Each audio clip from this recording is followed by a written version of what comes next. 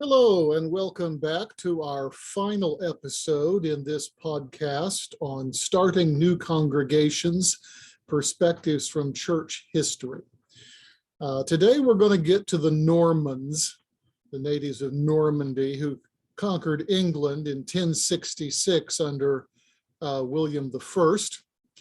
And I'm not an admirer of the Normans generally.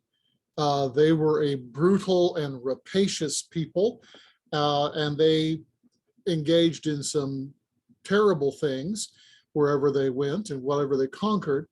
And they really did a number on the English people. And I tend to agree with the young J.R.R. Tolkien, who in school, in his debating society, proposed the following resolution: resolved that this house deplore the Norman conquest. But it is what it is, and the Normans brought big changes to England, in keeping with how they conducted themselves on the continent and in keeping with other things that were happening on the continent. English society was going to become very different very quickly. And two of those I want to talk about today, which had a profound impact upon the building of churches and the gathering of congregations, which will complete our survey of 12 centuries or so of church life and evangelism. For one thing, the Normans introduced feudalism into England.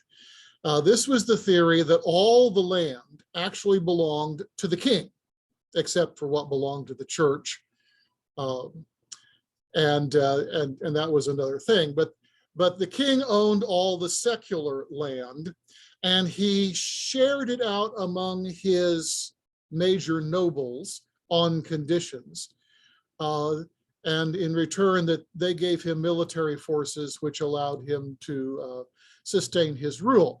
And the greater nobles would split off pieces of their land and share it under the same conditions with lesser nobles and with knights. And these knights and nobles would build themselves fortified houses all over the land on these manors.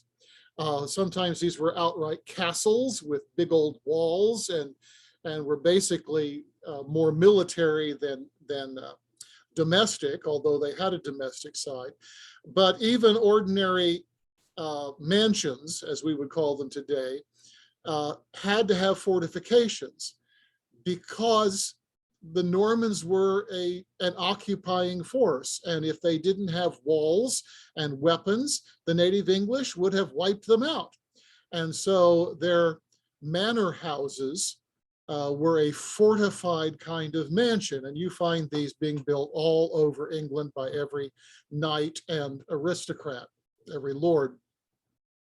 And the local lord of the manor, whether or not he had an official castle or not, he would have a fortified manor house, and he owned, under the king, the land and the town and the houses and everything. He didn't own the people. That was the big difference, although he could command their labor, and they had to answer charges in his manorial court, and he dispensed justice to them. But he didn't own them outright, which was a big change from Anglo-Saxon days. The Old English and the Scandinavians were behind the times, you see. They still had slaves, lots of slaves to do manual labor. But they hadn't, even on estates, subjugated the peasantry. The Normans had no use for slaves. They cost more than they were worth keeping up, but you didn't have to own the bodies of people if you owned their towns and their villages and their labor. And also serfs weren't allowed to leave. They had to stay there, and their children had to stay there and form a corps of serfs to serve the local lord of the manor in perpetuity. And so the lord of the manor would build himself a fortified manor house, and typically he would also build a church within the same kind of compound or right next to it or something. And this would be a place where his chaplain would hold services, and the chaplain would also be, in effect, the parish priest. And with the setting up of estates, you have the beginning of parochialization in England. The idea that you can break up all the land into parishes with a church in every parish. Well, the church, the building, came from the local lord, and all the people who were mostly already Christians would go there because it was more convenient than trudging somewhere else to an abbey or something where there would be a church and a priest that could see to their needs. And so the building of manors and of manorial churches put a lot of churches on the map and gathered a lot of people into congregations.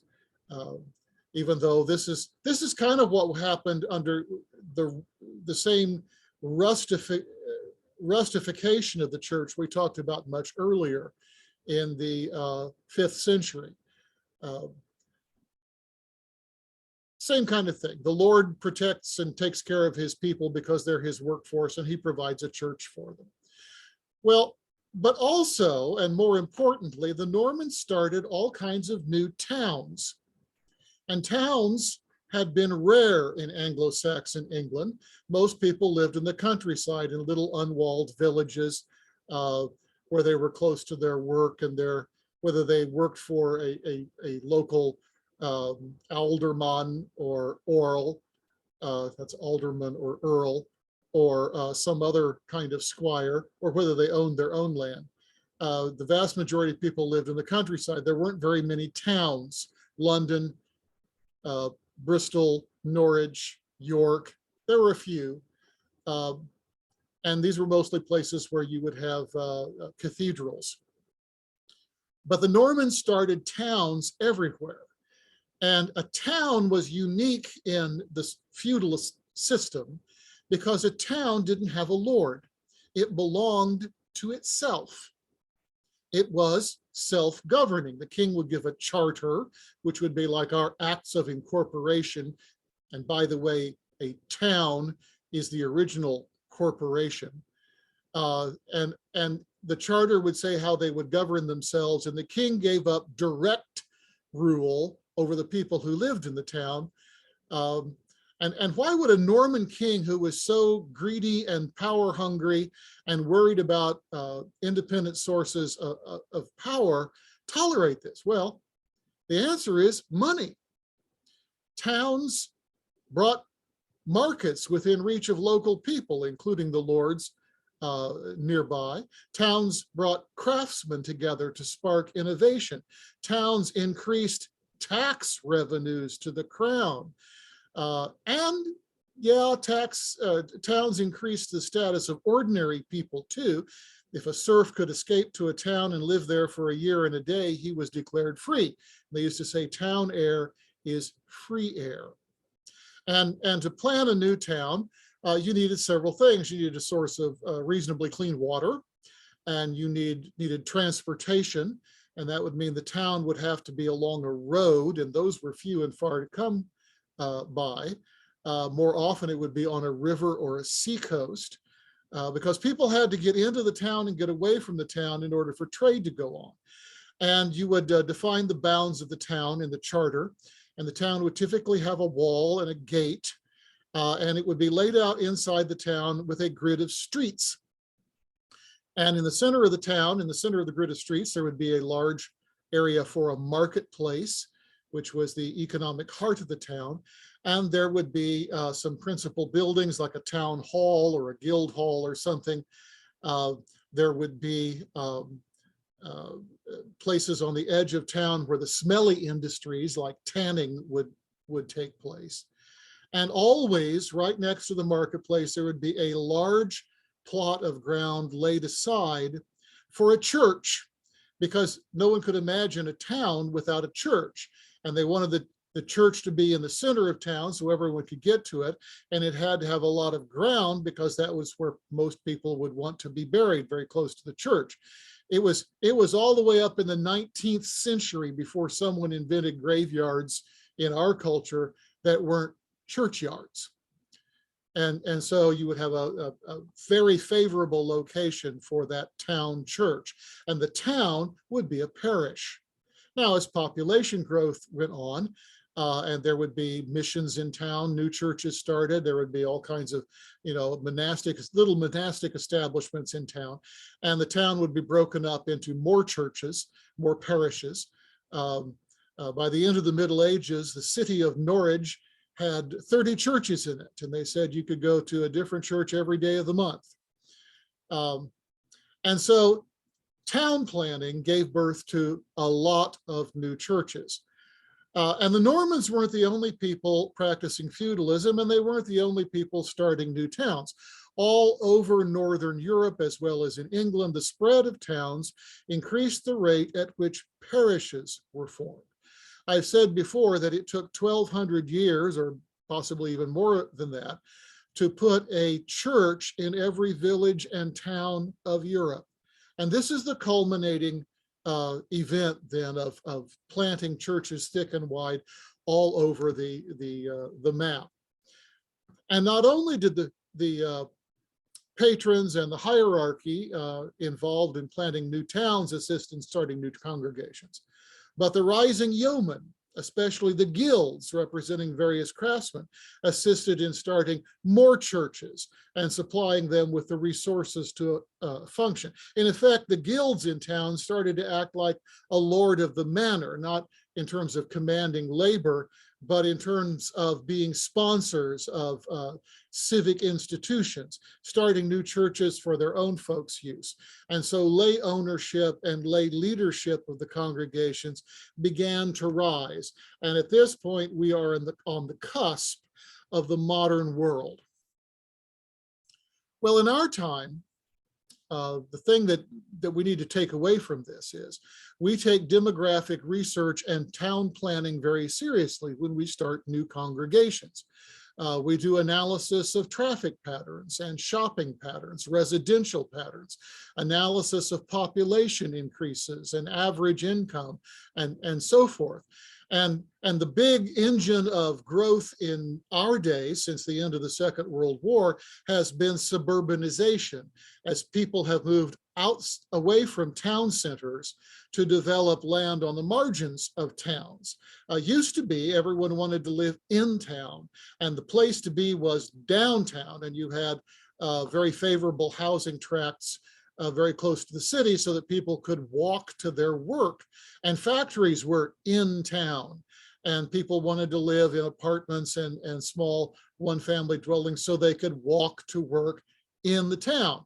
And after World War II, people began moving away from town because transportation was so much easier. Roads were better, more people had cars, there were buses and trains that would take you rapidly into and out of major urban centers. And so people began buying up old farms that weren't going to be in use anymore and developing them into tract housing. And you would have these big arteries of transportation coming out of the center of town through an area, and housing developments would increase all around this major artery. And as that happened, people would plant gas stations and grocery stores and movie theaters and other things there, and other services would move there. And as more and more people moved to the edge of town, and town land became very expensive, but the educated workforce was moving away from it, then factories would also move out to the hinterlands where land was cheap and people could get to their work. They could drive there. You could have huge parking areas for the workers to park at to spend their day of labor. And what you had eventually around all the major urban centers is you would have little satellite communities like a fairy ring of mushrooms around a sort of blighted and dying center. And these suburban areas, these communities around the older community, each became sort of a town itself. And people began planting churches there, sometimes churches moving out from the center of town, sometimes brand new churches started just there. And that takes land. And land was started out cheap, but as development went on, it would become expensive. And so as this pattern fixed itself, denominational judicatories began banking land for later use. and they would say, you know, the city is going to grow out that direction eventually, and we need to get a hold of a tract of land big enough for a good-sized church in that area when the community finally reaches there.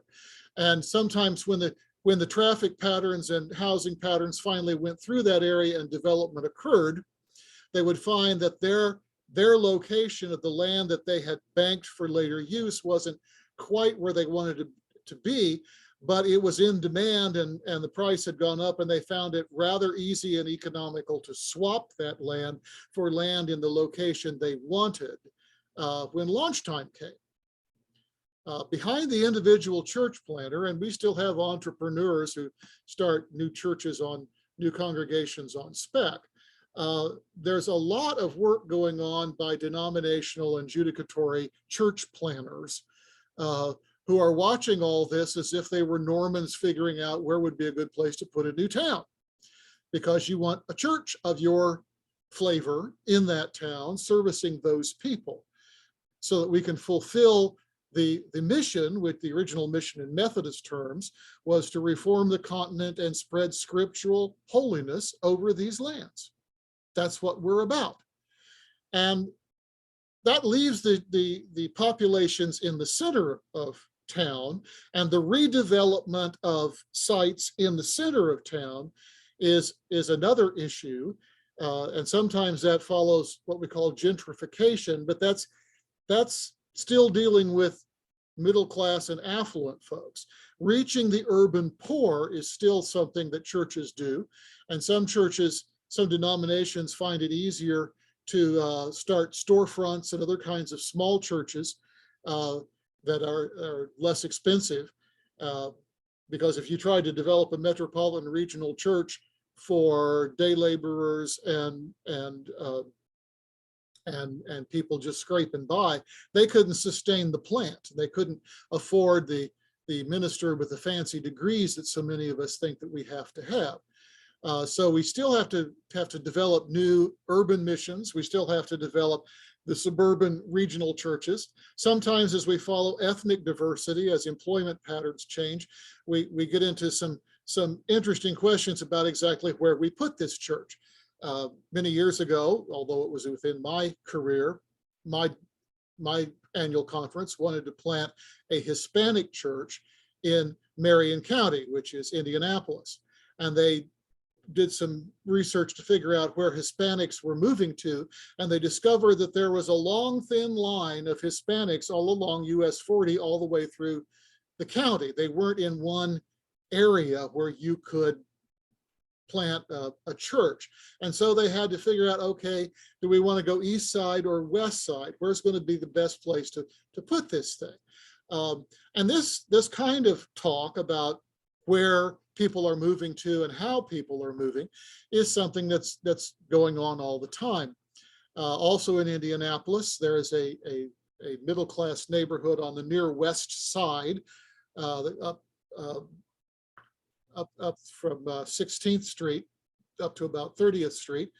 And it's a nice neighborhood, but it has no sidewalks. And you wonder, why aren't there sidewalks in the city? Well, this is one of the first suburbs built for Indianapolis, and it was all very nice middle class and upper middle class homes for people who were beginning to move out of the city. And with the country living, they didn't feel that they needed sidewalks.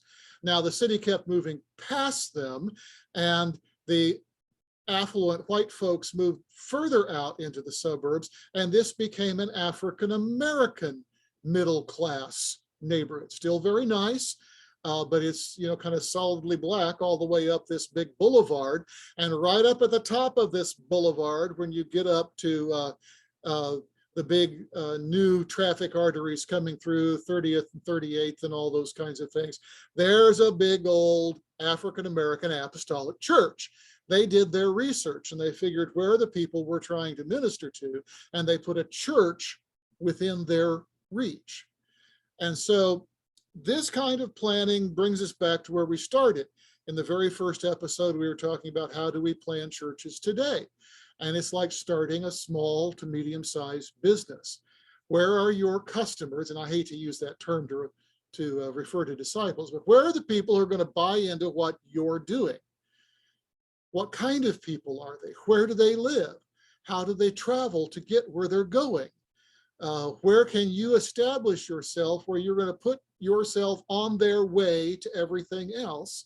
And how do you talk to them in such a way to convince them to come in and try your new church in this new neighborhood? Well, we could go on from this point to cover later ages of church history, but the basic elements of how to start new congregations had all been explored by the time we reach about AD 1200 or so. As Mark Twain said, history doesn't repeat itself, but it rhymes. And all the things we've discussed before through all the different eras of the early church, we see occurring again and again. And I've tried to talk about today in terms of the past all through this podcast. The only really major changes that our modern world has added since the High Middle Ages would be, number one, a money economy. We're no longer land-driven, we're cash-driven. And we have plenty of credit to fund that money economy. Number two, we have completely voluntary support, at least in America. There's no state sponsorship of churches. Everything ultimately comes out of the collection plate. And that's a good thing, but it's also a thing you have to be wary of, because it's way too easy to just cater to the people who have the money, the disposable income to fund things and not care about the poor. And the third big thing we have is lots and lots of technology, like this program I'm recording this podcast on. And that wouldn't be terribly familiar to the Romans or the Normans. But those changes are fairly superficial. How we gather people, how we build churches, how we create institutions have pretty much all been explored at this point. So I hope you have found these discussions interesting and helpful as we face the task of starting new congregations in the 21st century. And this is Art Collins, retired Methodist elder, saying thank you very much for watching, and God bless you.